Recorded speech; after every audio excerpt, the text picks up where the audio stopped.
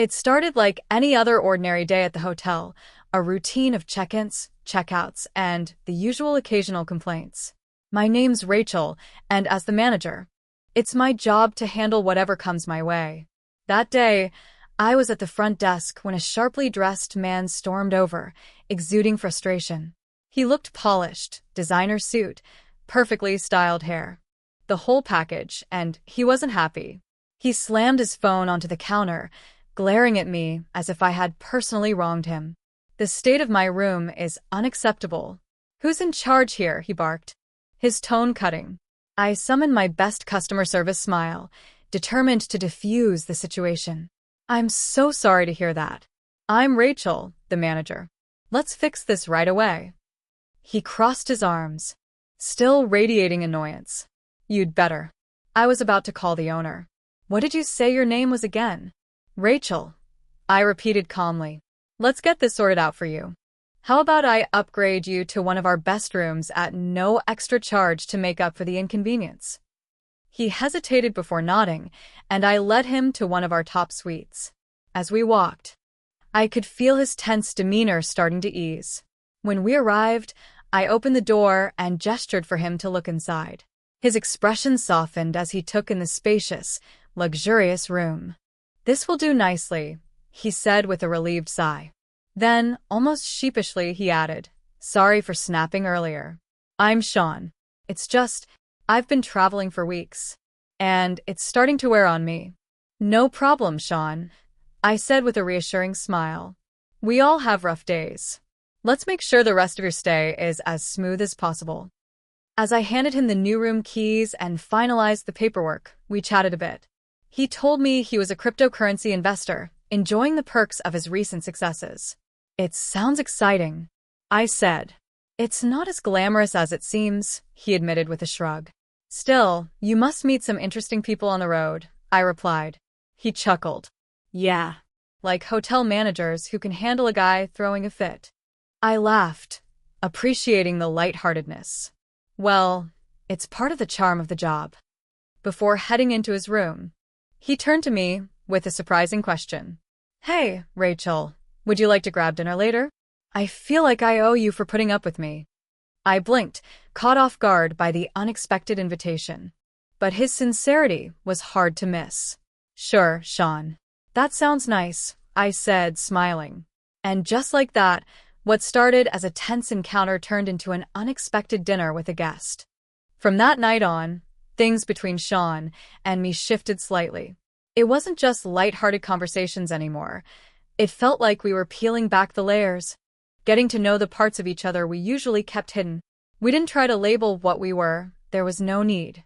Our late-night chats turned into walks under streetlights, shared silences that felt as meaningful as words, and moments where we laughed so hard it felt like the world wasn't so heavy after all. One evening, after a particularly exhausting shift, I found Shawn waiting for me outside the hotel. He leaned against the hood of his car, hands in his pockets, flashing that easy grin that always made me feel like the weight of the day didn't matter. Tough day? He asked as I walked up. Is it that obvious? I said, rubbing the back of my neck. He opened the passenger door. Come on. I know a place where we can unwind. Before I could protest, he added, and no, it's not a dive bar this time. Trust me. He drove us to a quiet overlook just outside the city. The stars were brighter there, and the city lights stretched out in the distance, twinkling like a sea of fireflies. We sat on the hood of his car, a blanket between us and the chilly night air. Shawn handed me a coffee from a thermos he'd brought, the warmth seeping into my hands as I held the cup. Do you ever think about what's next? I asked, staring out at the view. He took a long sip of his coffee before answering. Sometimes. But every time I try to picture it, it feels blurry. Like I don't know where I'm supposed to land. I turned to him. Maybe you don't have to land. Maybe it's okay to keep moving, as long as it's meaningful. He smiled, a genuine, thoughtful smile. You sound like someone who's figured it all out. I laughed softly. Hardly. But I do know one thing. I want my choices to matter. Whether it's taking care of Janet, running the hotel, or even just being here right now. I want it to mean something. Shawn didn't say anything for a moment, just looked at me like he was trying to memorize the moment. You make everything feel like it matters, Rachel, he said quietly. For once, I didn't brush off the compliment. I just let it sit there between us, warm and unspoken, as we watched the city lights together. Shawn's unexpected proposal caught me completely off guard. A part of me wanted to pinch myself to make sure it was real, but the look in his eyes was enough to convince me he meant every word. It was a whirlwind moment, the kind of thing that seemed straight out of a movie, and I couldn't help but feel a mixture of excitement and disbelief. The weeks that followed were a blur of joy and planning. Shawn and I started talking about what our life together would look like, where we'd live, how we'd blend his on-the-road lifestyle with my more grounded one.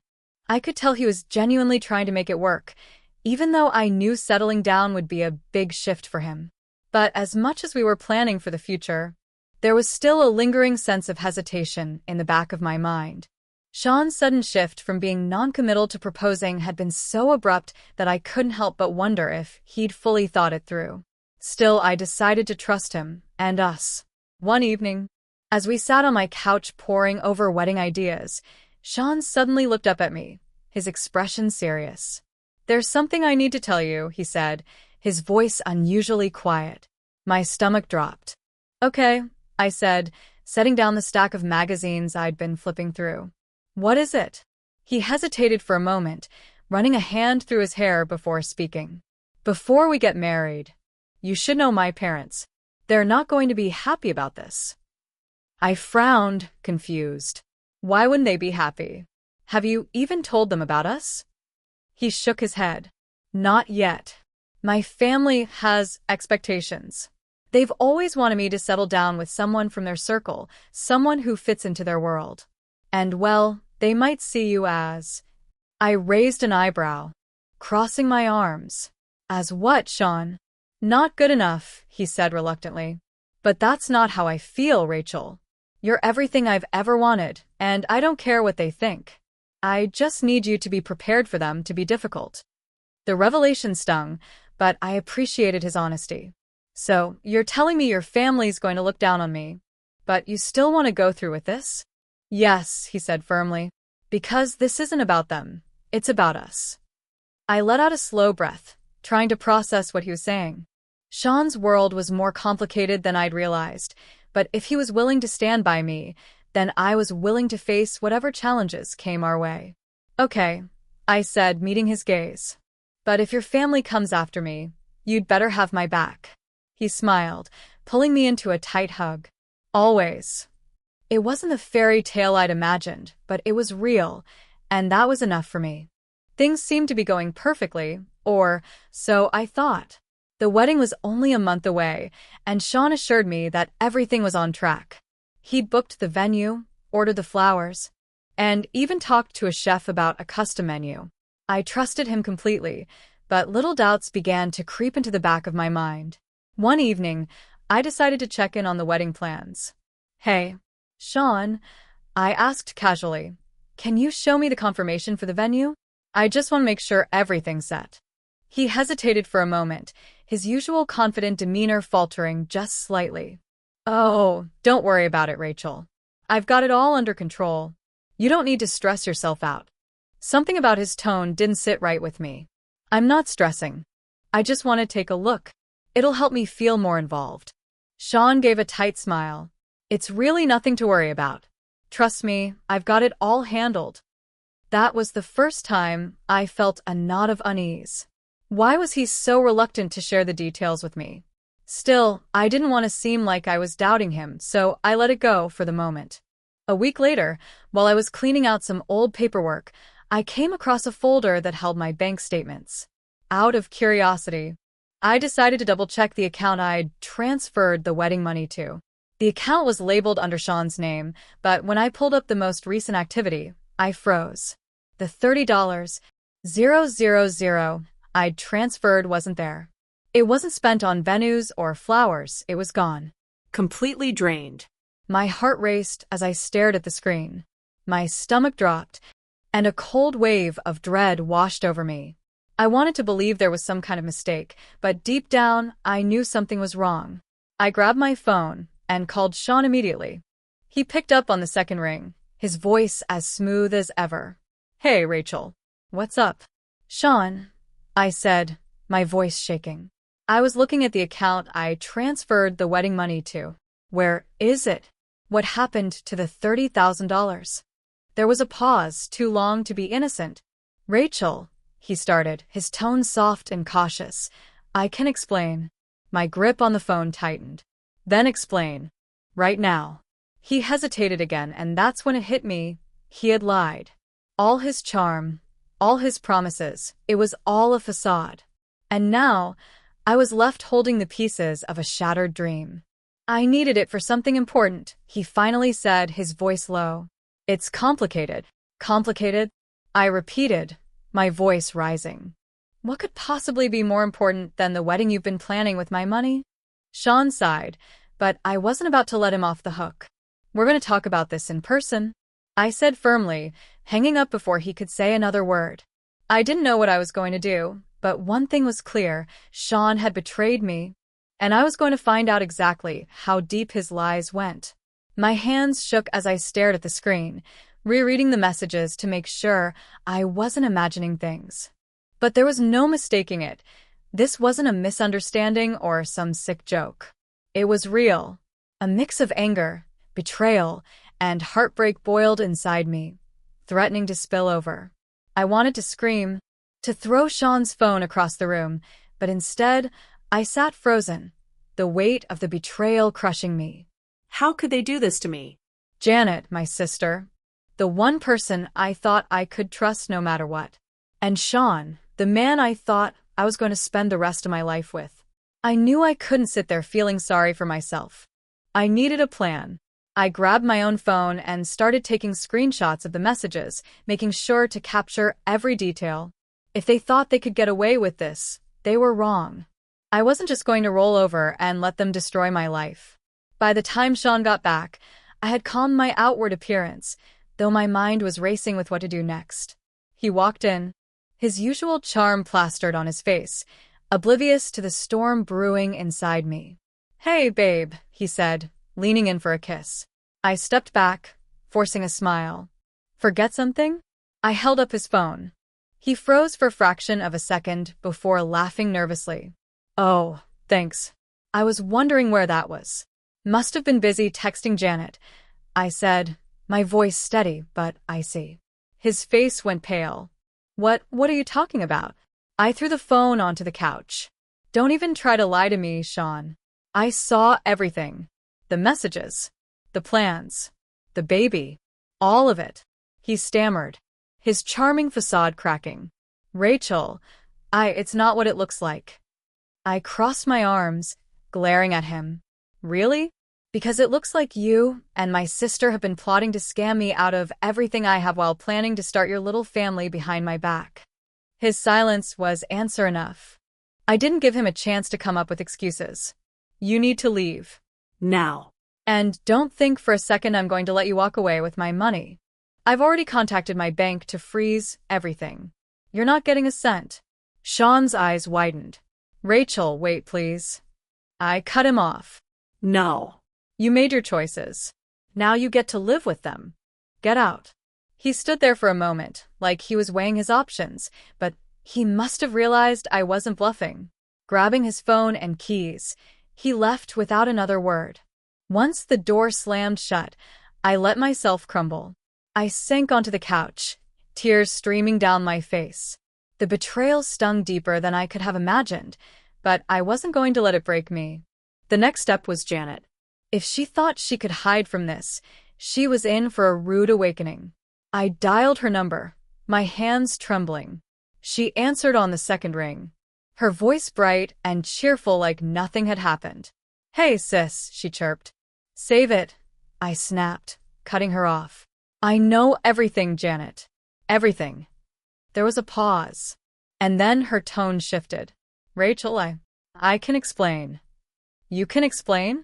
Go ahead, Janet. Explain how you betrayed your own sister. Explain how you got pregnant by my fiancé and helped him scam me out of my money. Explain how you could do this to me after everything I've done for you. Her silence was deafening. I hope it was worth it.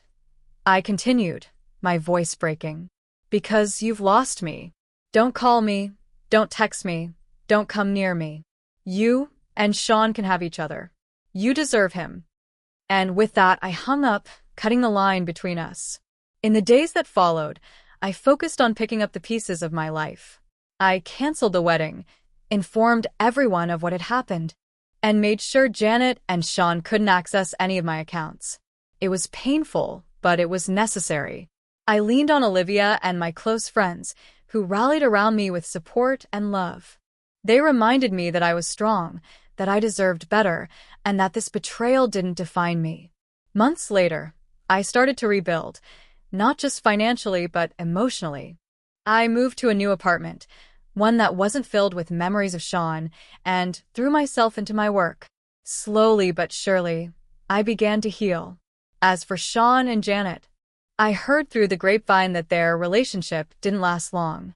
Turns out, betrayal doesn't build a strong foundation. But by then, I was too busy living my best life to care. If there's one thing I learned from this nightmare, it's that you can't control what other people do, but you can control how you respond. I chose to fight back, to stand tall, and to never let anyone take advantage of me again. An hour later, Shawn returned, looking a little frazzled. "Hey, Rachel, have you seen my phone?" he asked casually, planting a kiss on my cheek as if everything was perfectly fine. I handed him the phone, my face a mask of sweetness, the kind of smile I'd perfected over years of dealing with difficult situations.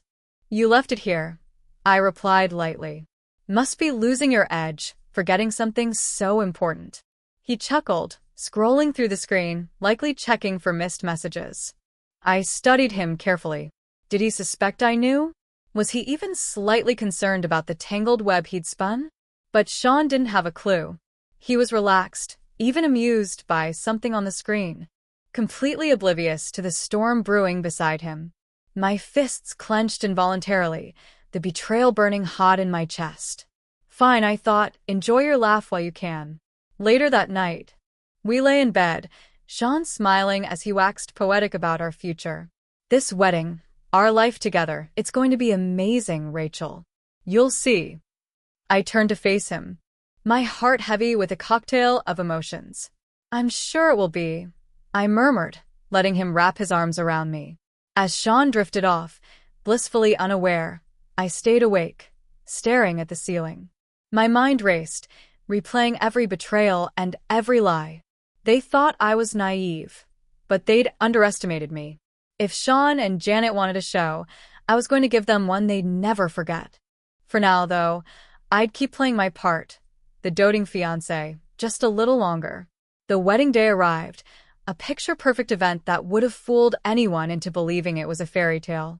The grand hall was decorated to the nines, filled with flowers and buzzing with excited whispers from guests.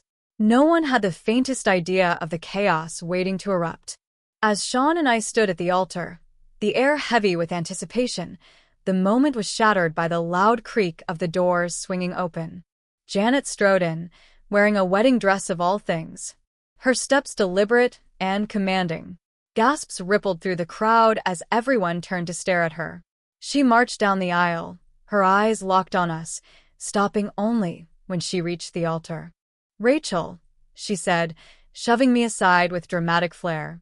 "You don't belong here. I'm the one Shawn loves. I'm carrying his baby." The room fell into stunned silence, guests frozen in their seats. Janet spun toward Shawn, her voice dripping with urgency. "Tell her, Shawn. Tell everyone the truth." To my surprise, or perhaps not, Shawn dropped my hand and let out a cruel laugh, loud enough to echo through the grand hall. "Thanks, Rachel," he said mockingly, his words cutting deep. "You really outdid yourself planning this wedding. It's perfect for me and your sister." More gasps erupted from the crowd as Shawn turned to me, his grin smug and self-assured. "Why don't you take a seat, Rachel? Sit back and enjoy the show. Consider yourself a guest now." His words were meant to humiliate me, to strip me of dignity, but I wasn't going to let him win. With deliberate grace, I stepped back, meeting his gaze with a calm, steady smile. "Of course," I said, my voice even. "I wouldn't miss this for the world." Their smug smiles faltered, confusion flickering in their eyes as I walked away, denying them the dramatic reaction they clearly wanted. I took a seat in the front row, crossed my legs, and watched the disaster unfold like the guest I now was.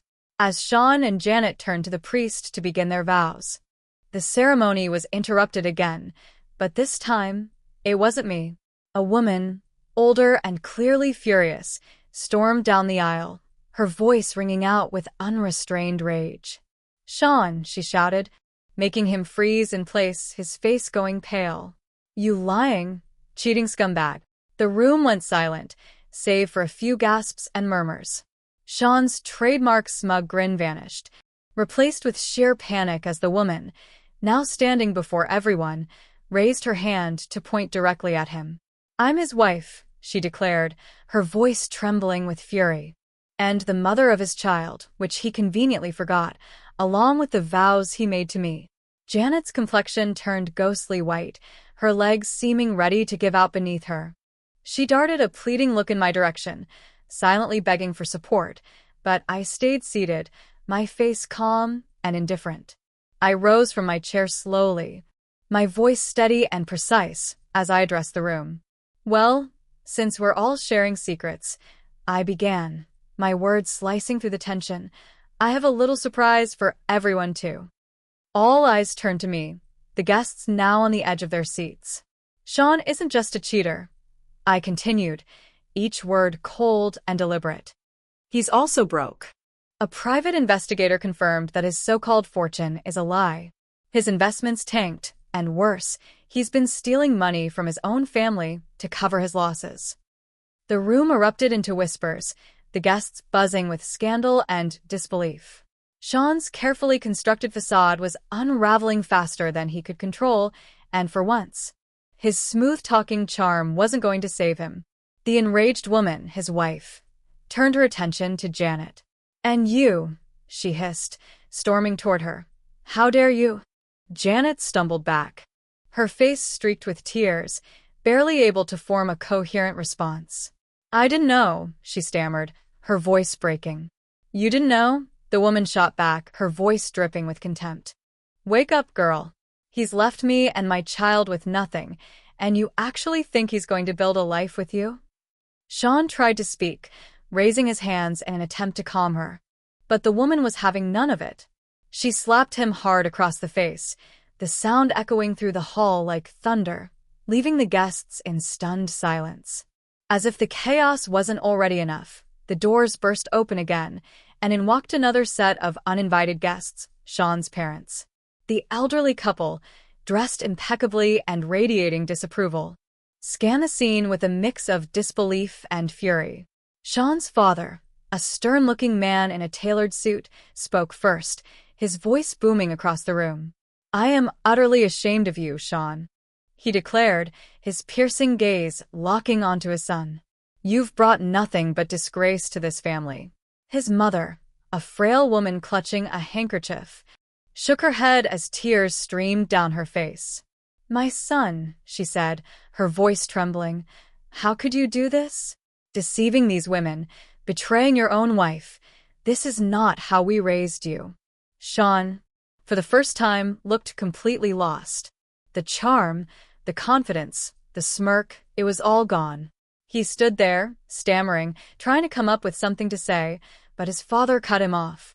"You are no longer part of this family's legacy," his father announced, his voice cold and final. "Consider yourself without an inheritance. You're on your own now." The room exploded with chaos. Guests began pulling out their phones, recording every juicy detail of Shawn's public downfall. Some looked on in shock, others in fascination, and a few with smug satisfaction. As for me, I stayed in my seat, quietly watching the spectacle unfold. This wasn't just the wedding of the century, it was justice served, wrapped in drama and delivered in front of everyone who mattered. In the weeks that followed the wedding debacle, I took Shawn to court to recover the $30,000 I had foolishly handed over. The evidence was undeniable, and the judge ruled in my favor. Shawn was ordered to repay every penny, a small but satisfying victory in the wake of everything he had done. Not long after, his wife also sued him for emotional distress, deception, and alimony for their child. I attended every session, watching as Shawn faced the consequences of his lies. Each day in court was bittersweet, a mix of justice served and the lingering pain of betrayal. To my shock, Janet stood by his side, clinging to the man who had nearly destroyed me. One day outside the courtroom, she confronted me. "He loves me, Rachel, and I love him," she said, her voice trembling but determined. "We're going to get through this, no matter what you or anyone else thinks." I looked at her, the sister I had once protected and loved like a daughter, and saw someone I barely recognized. "Love," I said coldly. "You call this love? He lied to both of us. He used us, Janet. Open your eyes." Janet shook her head, tears pooling in her eyes. "But he's changed." "He'll change for me," she insisted. "You just couldn't see the good in him." A bitter laugh escaped me. "Good? There's no good in him, Janet. He's a con artist, and you're just another one of his victims." I turned and walked away, leaving her standing there. The weight of everything pressed down on me, the lies, the betrayal, the courtroom battles. But as painful as it was, there was also a strange sense of closure. The man I had loved had shown his true self, and I had exposed him. In the end, Shawn vanished from town, settling his debts with me and his wife before disappearing for good. He left behind a trail of broken promises and unpaid emotional debts, and Janet, now alone and pregnant. A few weeks after Shawn disappeared, Janet showed up at my apartment. Her confident exterior was gone, replaced by someone fragile and desperate. "Rachel," she said, her voice trembling, "I need help. He left me, and I'm going to have his baby. I have nothing." The old me, the one who had raised her, might have let her back in without hesitation. But too much had happened, and I had given too much of myself. "You have an apartment, and you'll have a baby. That's a start. You're not on the streets, Janet," I said firmly. "You're not helpless." "But I don't have any money," she pleaded. "The bills, the baby. I can't do this alone." I shook my head, feeling the pain of my decision, but knowing it was the right one. "You made your choice, Janet. Now you can make another. Figure it out just like I had to when Mom and Dad died, and just like I did when you betrayed me." Her shoulders shook as she sobbed, covering her face with her hands. "I never meant to hurt you. I thought I was in love. I really did." I took a deep breath, my voice steady. "Love doesn't make you betray your family, Janet. Love doesn't make you stand by while I was humiliated. You didn't love me enough to stay away from him or to tell me the truth before everything fell apart." She looked up, desperation etched into her face. "So that's it? You're just going to turn me away?" "Yes," I said, my tone unyielding. "You're going to walk away from here and take care of your child, just like I took care of you." I stepped back into my apartment and closed the door, shutting out her cries with a firm, echoing slam. It was the hardest thing I had ever done, but it was necessary. Life slowly returned to a peaceful normal I hadn't realized I missed. I threw myself into work, rediscovered old hobbies, and rebuilt the independence that had always defined me. Through family friends, I learned that Janet had her baby, a little girl. They said she was managing, finding her way. I sincerely hoped she had found strength as a mother, the kind she hadn't found as a sister.